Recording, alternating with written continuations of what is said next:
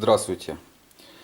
Я надеюсь, вы слышали данный звук, что камера его нормально записала. Звук очень напоминает стук гидрокомпенсатора. И вполне возможно, что действительно стучит именно гидрокомпенсатор.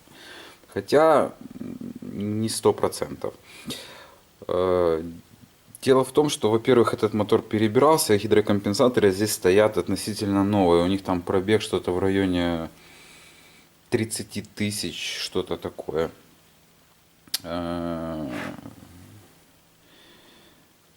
Збіг обставин, то, что человек приехал на другую станцию, у него течет масло. И течь масла продолжается с момента ремонта двигателя.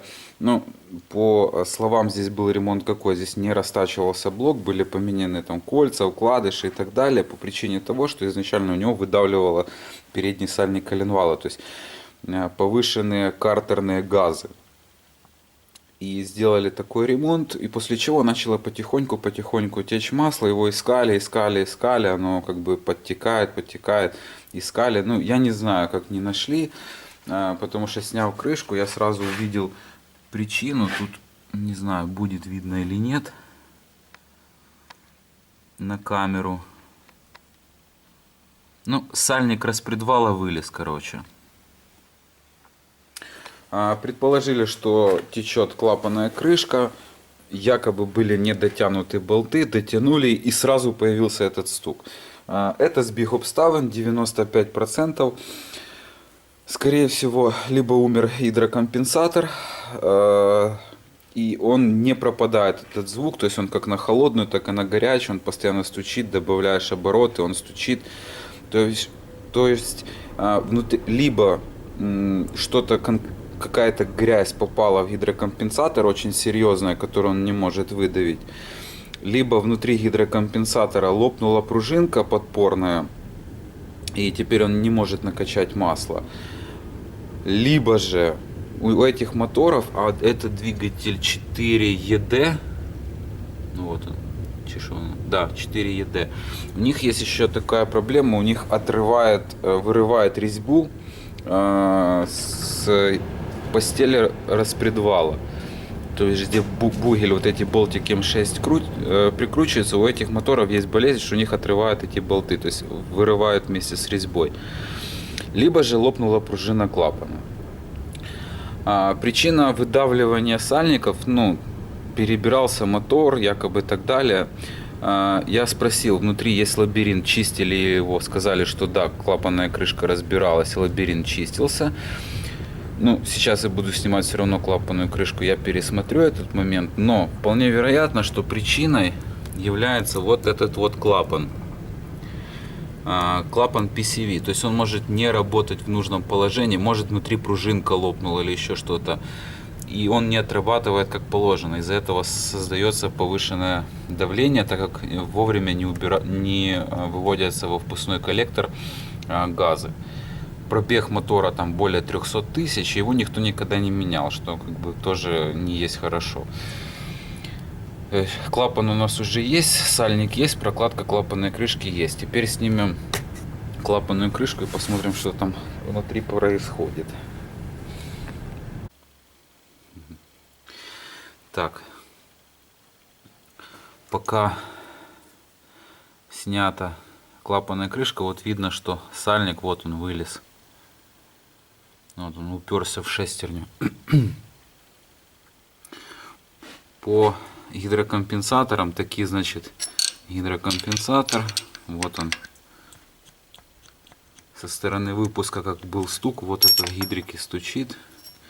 Даже усилия пальца достаточно для нажатия. И он почему-то не накачивается маслом, как положено. Соседние, вот, допустим, давайте так, чтобы было лучше видно как-то. Вот. Не нажимается, а этот свободно. Так что снимаем выпускной распредвал. Смотрим, что случилось с этим гидрокомпенсатором. Сняв шестерню, показываю еще раз для наглядности, как установлен сальник. Точнее, как он вышел. Что, естественно, ненормально. Я еще на всякий случай сниму звезду коленвала, посмотрю. Ну, там вроде как оттуда подтекания нет, но для перестраховки надо посмотреть. Ну что?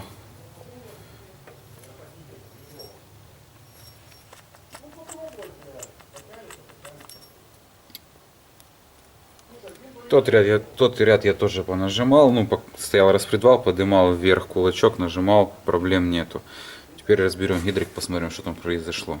Вот он, разобранный гидрокомпенсатор. Я, если честно, думал, что лопнула вот эта вот пружинка внутри. Вот бывало такое, что гидрокомпенсаторы не работают по причине выхода вот этой вот пружинки из строя. Но оказалось нет. Вышла из строя пружинка, которая подпирает шарик. Смотрите, что с ней там произошло. Она просто, ну вот, на какие-то колечки разложила. Я еще и не доставал, я просто поднял вот эту чашечку и это все увидел.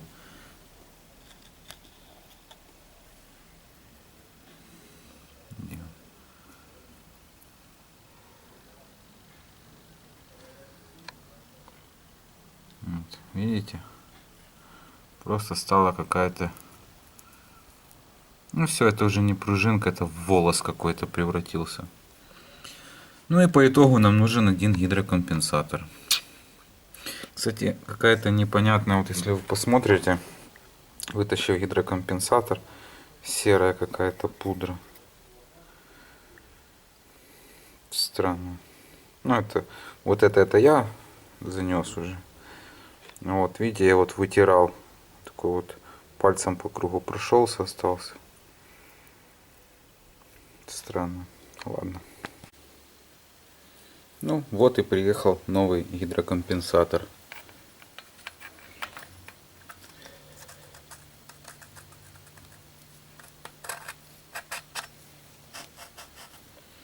Остальные я тоже поспускал, для того, чтобы меньше нагрузки создавалось на распредвал и нормально выбрались зазоры клапанов. Сальник установлен в свое посадочное место. Это новый сальник оригинал.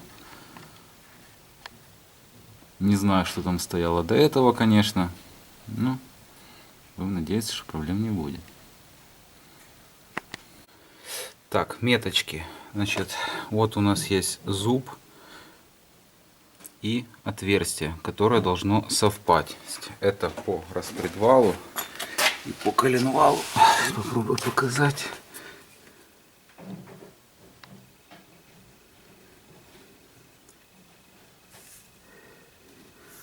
Не знаю, как там на камеру сейчас будет видно. Вот точка, стрелочка, и там сзади такое, как отщербление на шестерне, которое совпадает. Но оно как раз напротив стрелочки находится. Ролик натягивается здесь пружиной автоматически.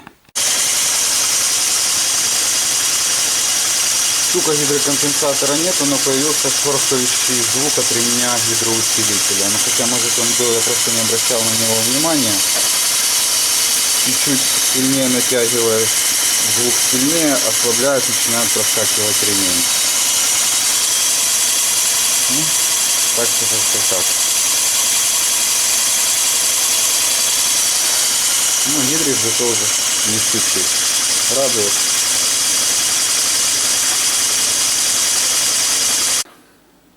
Так, и на завершение.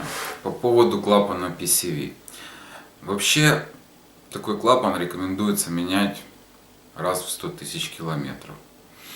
На видео, конечно, такого, ну, не было бы этого видно или понятно. Просто когда ты берешь два клапана в руки и ртом через него начинаешь вдыхать воздух, ну, тянуть воздух, то в старый клапан довольно-таки плохо закрывался в плане того, что надо было резкий толчок воздуха сделать. Он залипал внизу шарик.